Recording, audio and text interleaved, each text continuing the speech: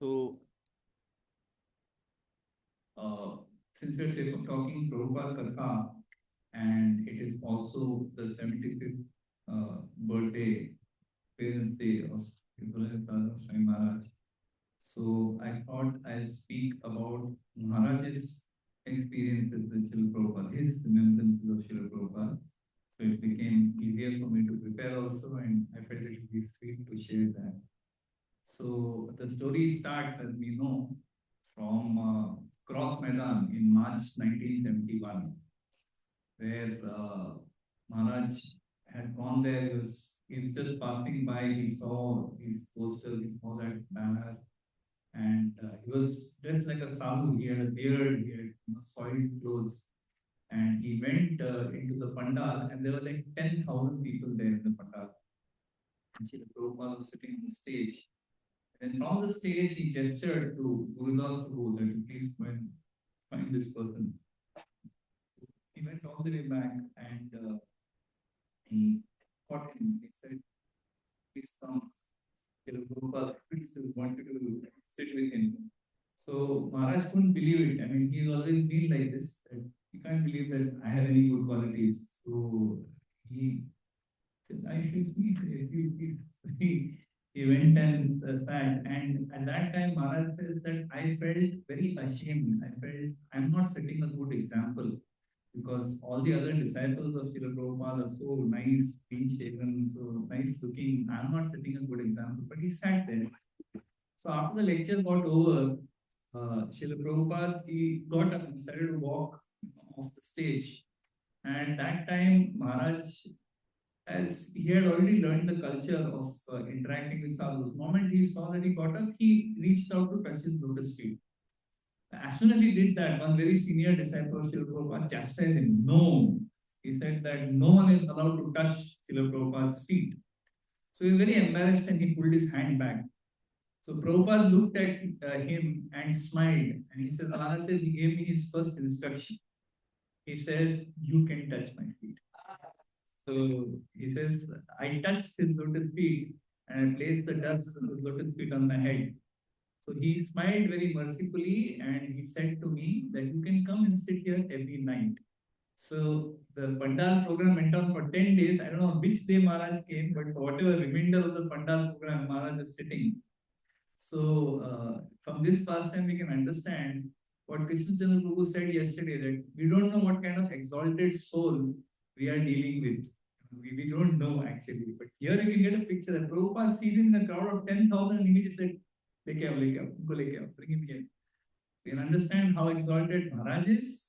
You can understand how exalted Srila Prabhupada is also. Because we're able to recognize such a gem from such a distance.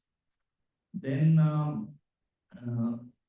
the next thing it shifts to is when Maharaj went back after the Pandal program, he went back to Vrindavan because that's where his heart was. So in Vrindavan, he came to know that Srila Prabhupada was, giving classes at this Sharaf Bhavan, some very wealthy person's house. So he went there early one morning, and Maharaj describes, even in Journey Home, this is described, that he heard Srila Prabhupada chanting Jai Radha Madhav. Such a simple thing. He is chanting Jai Radha Madhav. He said, I appreciate this chanting more than anything I had appreciated my whole life. Chanting Jai Radha. He found that there was so much gravity and intensity of devotion in his chanting. So he immediately, had met many yogis, many gurus, many Christian, Muslim, Hindu leaders who wanted me to be their disciple. But I was not ready. He said that I had never seen the depth of love and compassion I saw in Srila Prabhupada, and my heart completely transformed. Then he gave a lecture, and every question that I had in my heart, whatever questions I had, they were just dissolving because of the way Srila Prabhupada was speaking. And in that one lecture, everything was clear. And he says, everything I had ever learned in every religion was included within his message, plus something far more sublime. So it was at that moment, sitting at his feet in Vrindavan, I had accepted this is my spiritual master and I must surrender to him. So just one lecture, that's all it took. I mean, we think of ourselves how long we must have taken to really surrender, but in this one instance, he surrendered. Then he says that Prabhupada took us on parikrama to many places within Vrindavan, many places. Govardhan, Barsana. Once he took us to Brahman Ghat. At Brahman, and every place that Prabhupada would go, he would tell the pastime of that place, what pastime Krishna did in that place.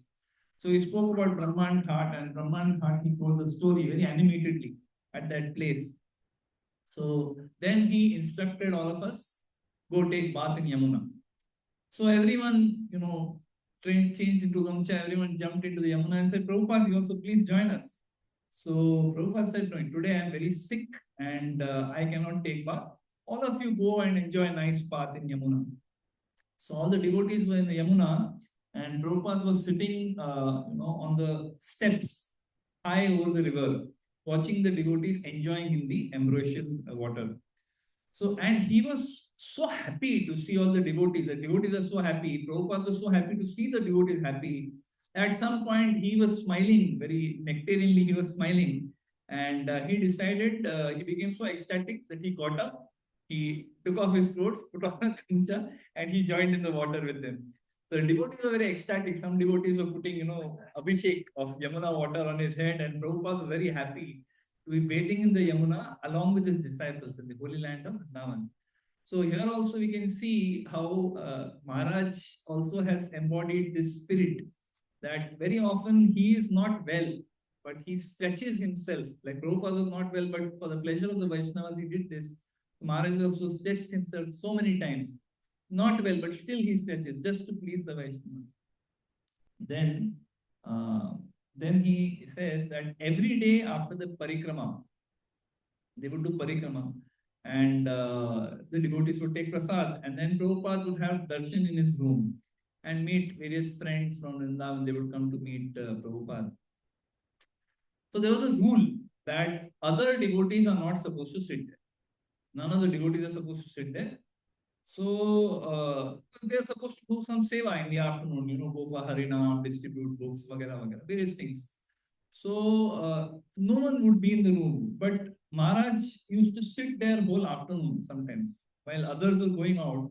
So once the regional manager of ISKCON, he came and he saw Maharaj sitting with Prabhupada, and he said that no devotees are allowed to sit with Prabhupada at his darshan time.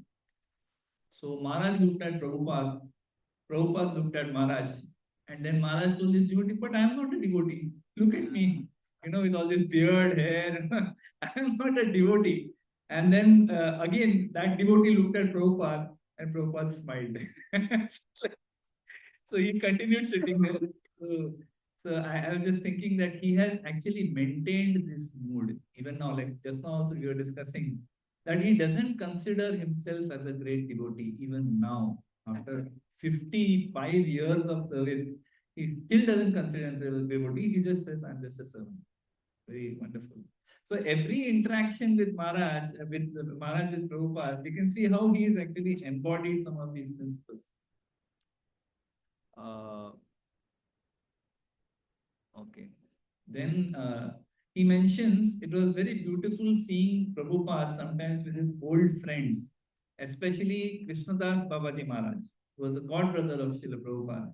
So once when Krishnadas Babaji Maharaj came to the room, Srila Prabhupada's eyes became filled with tears. They were so happy to see him, and both of them had tears in their eyes. Prabhupada stood up and called out, and Babaji Maharaj also called out, Hare Krishna, Hare Krishna. So Prabhupada practically ran up to him, embraced him, and Maharaj says, I have never seen such affection, such love between, as Prabhupada showed for his god brother. So he describes that Prabhupada made him sit very close to him. And they were, and Maharaj says, I mean, he couldn't understand anything because they were talking in Hindi. He couldn't understand a word of what they're saying. But he said just the love that they were exchanging. Sometimes they would be laughing, they would be slapping each other's thigh. And he says they were literally sitting on each other. They were so close to each other. So much, intimacy. And they were talking in Bengali. So he said, I couldn't understand. He says, but they were so happy to be together discussing various katha, transcendental matters, subject matters, saying it is amazing. There was at least 15 other people in the room. But Krishnadas Babaji Maharaj and Srila Prabhupada were completely oblivious of anyone else. They were in their own world, hearing and chanting the glories of the Lord. Again, that same spirit, Maharaj has also shown that how much love and respect he has for his own God brothers. It's when his God brothers are there, it is like he loses his own identity. He just becomes their servant, and he's just so much lovingly interacting with them. Yeah, so then one more important incident, that when Maharaj, once Srila Prabhupada, after finishing his lecture, he was leaving. He was going towards his car. And as he was leaving, there were many crowds of other people. Everyone was bowing down. So Maharaj also, he also bowed down. And then when he looked up, he saw Srila Prabhupada was in front of him. He stopped there. So, and he had a very serious and concerned look, expression on his face.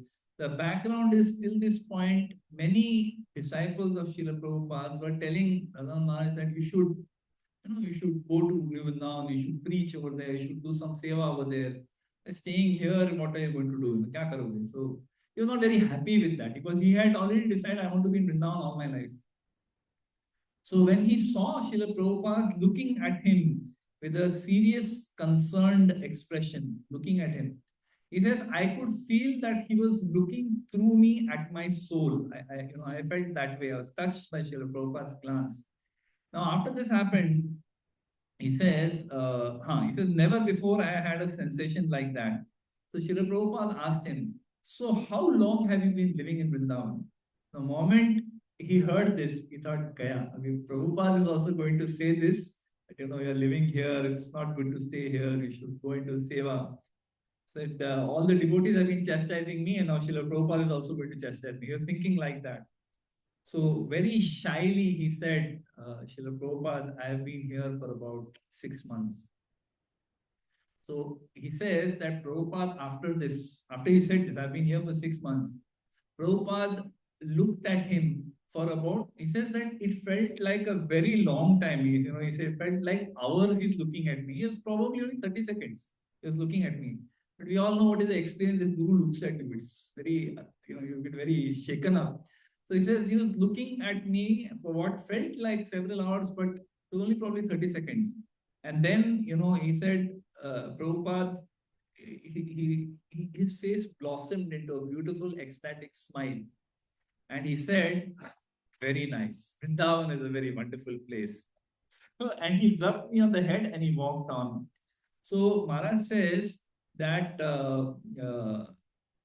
everyone is chastising me for being in Vrindavan. But Prabhupada knew what I needed to hear. I needed to hear that it's okay. You love Vrindavan? Very nice. I needed to hear this. And he knew what I needed to hear to become attached to him. Because if he had said that, no, you should go, then, that attachment wouldn't have formed. But he said, you love Vrindavan? Very nice. Wonderful. So like that. So he said, after that, I was ready to go anywhere and do anything for him because I felt he understood and loved me. His encouragement made me attached to him and to devotional service. Again, if you see, this is the experience all of us have had. That he has never chastised us for what we are doing. He has just very lovingly encouraged and fanned the little spark that some of us might have shown. And because of that, we feel that we want to give our lives to him. Very wonderful. Then one day, now the scene shifts to New Vrindavan because there is few interactions actually. So I'm just sharing whatever. So in New Vrindavan, once Srila Prabhupada was giving Bhagavatam class, and he said that you are distributing my books. He's saying to everyone, you are distributing my books, but are you reading my books? So if you try to convince someone to buy my books, and what happens if the person asks that, do you read these books? What are they about? So what will you answer? How will you convince them? That, no, I don't read these books, I only sell them. So how will you convince them? So Prabhupada said that unless you are convinced of the subject matter of what is there in these books, by reading them carefully, how will you convince others to buy and read them? So he strongly told all the book distributors that they have to carefully read his books.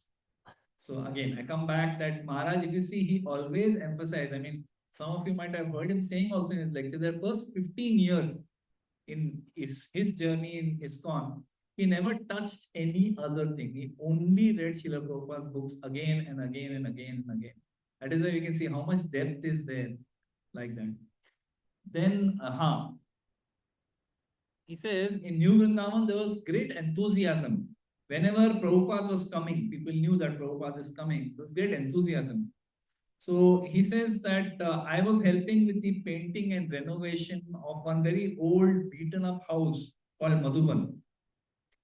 So the night before Srila Prabhupada was to arrive, someone discovered that the toilet is not working. So everyone wanted to take rest. It was already late in the night, and I was told to fix the toilet. Maharaj says that I had never fixed a toilet in my life. I mean, that's most of us would have never done it. I had never fixed a toilet in my life, and I didn't know what I was doing. But it was just whole night I was trying. He said, whole night I was somehow trying somehow to make it flush. And just as Srila Prabhupada arrived, just before he arrived, somehow I pulled the lever and the flush worked. So he was very ecstatic, he was very happy that, oh, Prabhupada is going to be so happy. He has a toilet that flushes. I was thinking like that. So Srila Prabhupada went into the Madhuban house and I was feeling proud that I made his toilet flush. Maharaj said that. He says, but when it was time for Srila Prabhupada to use the toilet, the devotee said, Srila Prabhupada, the toilet works very nicely. None of them have seen it, but they're saying, toilet works very nicely. But Prabhupada took his lota and he went into the field and responded to nature in the field. Then he took his bath in the field only. He says, and he came back and says, I enjoy responding to nature in the grass with the fresh breezes. The whole time Srila Prabhupada was there, he went out to his whole journey, his entire stay over there in Vrindavan. Maharaj says that he went every time to the field only to respond to nature. He never once used the toilet. So Maharaj says, so Srila Prabhupada gave me a lesson in detachment. We should be willing to give anything and everything to please our Guru, but we cannot be attached to this. So then on Janmashtami night, Shri Radha Vrindavan Chandra, they were just moved into a new temple which the devotees had just completed. So about 1 month of work was still left to be done. And the devotees were very frantically working to complete because at a certain hour, Srila Prabhupada was scheduled to come and take darshan of Shri Radha Vrindavan Chandra, the new temple. So just as Srila Prabhupada was walking in one door, he's walking in from one door, another door, ladders and all, construction material was being moved out. So when Prabhupada was inside, everything was perfect and complete. But the walls had just been painted. So we were praying that Srila Prabhupada doesn't by mistake touch the wall because he'll say, what is this? But Prabhupada looked at the beautiful deities, Shri Radha Vrindavan Chandra, with tears in his eyes. When he saw, he was so happy that he had tears in his eyes. He said, your Radha Vrindavan Chandra are most beautiful. So they're most beautiful. They have appeared before you just like the most beautiful American boy and girl, just to attract your hearts. Your worship is very beautiful, but be careful. Prabhupada says, be careful. He says there are two parts of bhakti. One is the Pancharatriki Vidhi, and the other is the Bhagavad Vidhi. He says Pancharatriki Vidhi means worshipping the deity with great devotion and performing all services for the pleasure of the Lord. And Bhagavad Vidhi means hearing and chanting the glories of the Lord. He said they are like two rails on the same railway track, same train track, they must go together. If you are not attentively hearing Srimad Bhagavatam and chanting the holy names every day, one day you will look at Shri Radha Vrindavan Chandra and you will think, why has Guru Maharaj left me with this burden? So Maharaj says his words like burned a hole through our hearts.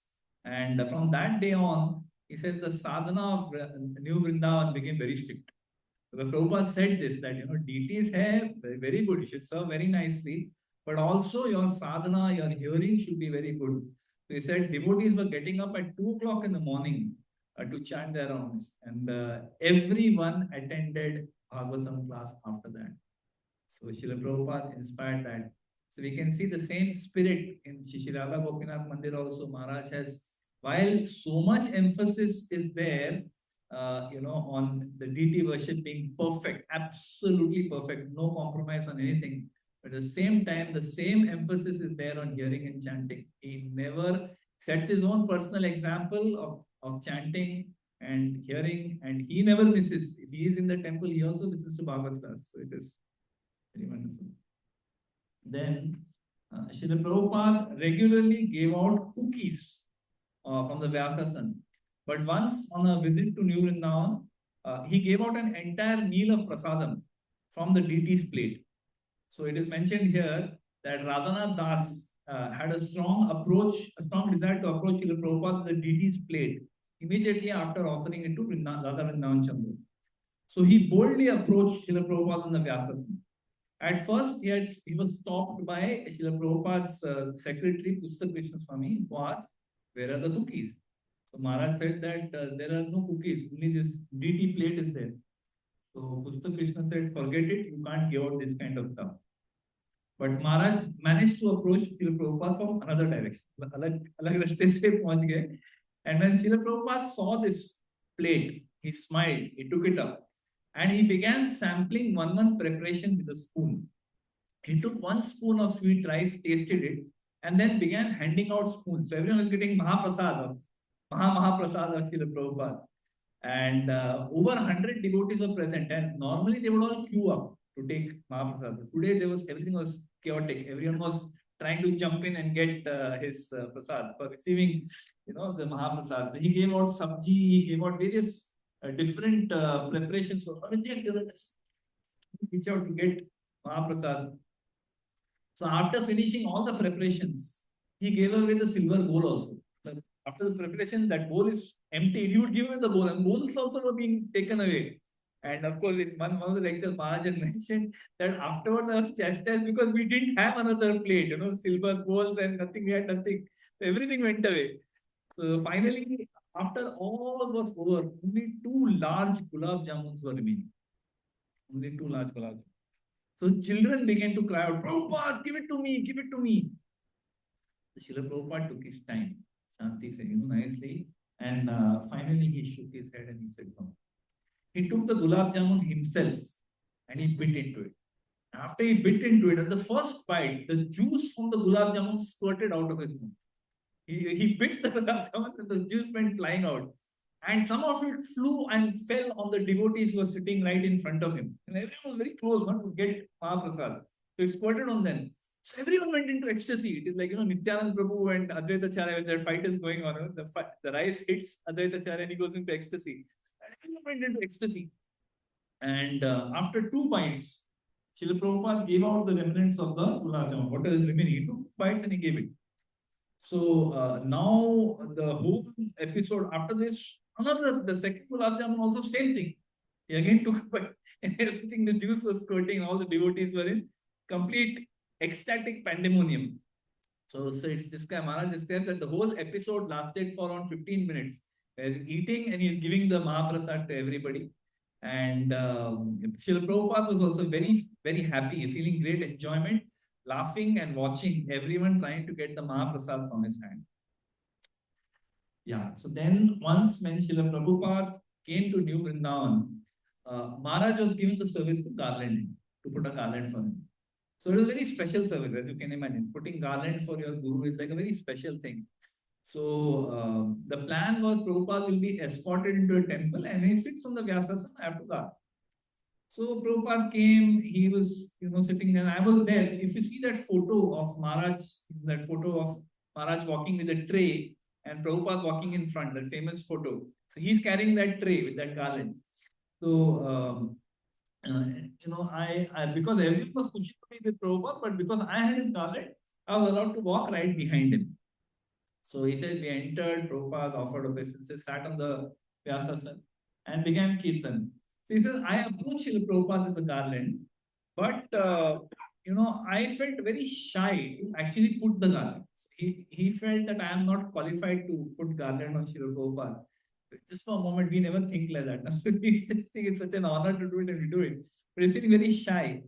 And he says that Prabhupada was looking at me with his head bowed, indicating, go on, you put it on, put the garland. But he said, I just stood there.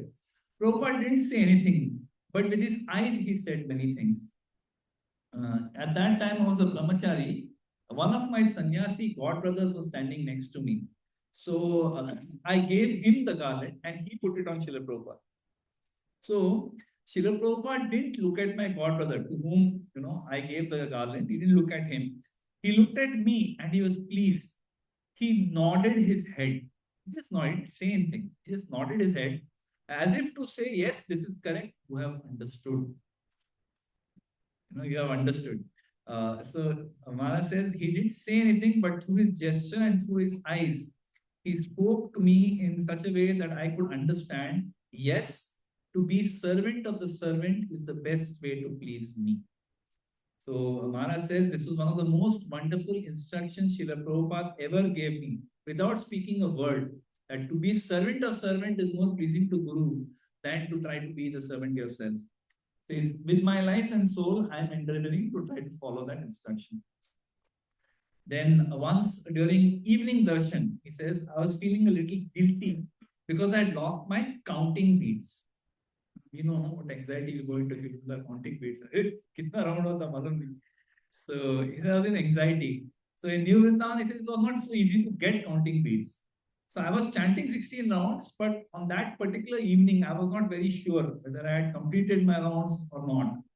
Because I was sitting few rounds away, a few feet away from Srila Prabhupada's Vyasasana, when I thought, I am not sure whether I finished my rounds today. So at that time, Srila Prabhupada, he was giving darshan, but he was not talking to anyone. He would be chanting japa. So Maharaj says he held up his bead bag like this, and very deliberately, he says, looking at me, he very meticulously, slowly pulled it down, and while looking at me. So he says, I thought Srila Prabhupada wants me to get counting beads. He wants me to make sure that I don't compromise. I chant 16 rounds daily. So then he says, yeah, I was the pujari at Radha Vrindavan Nath temple, which is the Brahmachari's temple. Srila Prabhupada was very merciful to me. He said, every day I used to make sandesh. Whenever anyone from New Vrindavan visited Prabhupada, they would bring him a box of sandesh that I had made. And out of his great kindness, Srila Prabhupada always appreciated. When he came to New Vrindavan, he told me that he wanted my sandesh with every meal, 3 times a day. Okay. And then related to this, he says, Prabhupada encouraged us and tried to increase our enthusiasm for devotional service. Once when he was eating the sandesh I had prepared for him, he said, this is the best sandesh I have ever eaten in my life, ever tasted in my life. Then on another occasion, somebody from another place had brought him sandesh. Said, do you like this sandesh? He said, it is very good, but it is not as good as Radhanath's. In this way, he would enliven us and invoke our desire to serve him and Krishna. Another time, a devotee named Taru made sweet rice. Prabhupada says, in 40 years, I have not tasted such good sweet rice. Okay. Another time, Chandramani Swami made peda for Srila Prabhupada. Prabhupada said, I have not tasted such peda for so many years. Please give this to me with all my meals. So Maharaj says that how Srila Prabhupada would encourage all his disciples, whatever service they're doing, he would make them feel special. That, oh, this is so wonderful, like that. Then one night, this probably happened before this. One particular night, I came with a picture of Radha Vrindavan Nath. Kirtana Swami had decided that Srila Prabhupada should not go to their temple because the road was too treacherous and because the ashram was very primitive, Radha Vrindavan Nath, in Vrindavan. So Maharaj thought that as a pujari, if he's not coming to the deities, then the deities should come and see him. So he took a photo of the deities. There had only one photo. So Pusta Krishna Swami was not allowing anyone in the room. So he said, I have a gift for Srila Prabhupada. So then he was allowed inside. So he said, I offered Srila Prabhupada the picture of Radha Vrindavan, the only photo we had of them. Prabhupada looked at it and was very happy. He asked Kirtanand Swami, is this Radha Vrindavan Chandra? Kirtanand Swami said, no, this is Radha Vrindavan Nath. And this is the boy who always makes sandesh for you. So this is probably before. Then it was wonderful when Srila Prabhupada gave cookies to the children during Guru Puja. I thought, this is a real preacher. The children couldn't understand any philosophy. Difficult for them to understand philosophy, and they're not able to follow the Srimad Bhagavatam class. But Srila Prabhupada knew that if they become attached to him, they would go back to God. So, with a beautiful, loving smile like a father, he would give each child a cookie. The children loved him. So, Maharaj says that everything Srila Prabhupada did was to induce our love for him, because he knew that our love for him was carried to the lotus feet of Shishi Radha Krishna. Last one. In 1976, Srila Prabhupada visited New Vrindavan. He visited New Vrindavan, probably the last time. He says, I happened to have the fortune to be there at that time, and Shrutakirti Prabhu was also there. So they're building a house for Srila Prabhupada, and they were going to call it Prabhupada Palace. So it was a very crude construction site, just cement and steel, and they gave Srila Prabhupada a tour of it. So one of Srila Prabhupada's very senior disciples, he said, Srila Prabhupada, this is going to be your palace. Will it be like he said, will it be like the palace in the heavenly planets or Vaikuntha, where there is no need for sun or moon or light or electric lights, but everything in it will be lit by precious jewels? And Maharaj says, and Srila Prabhupada replied, please listen carefully. Maharaj says, Srila Prabhupada revealed his heart so intimately in his reply to this very simple question. Srila Prabhupada said, my devotees are my precious jewels, and they will illuminate this entire world. Jai Srila Prabhupada ki. Hare. Thank you.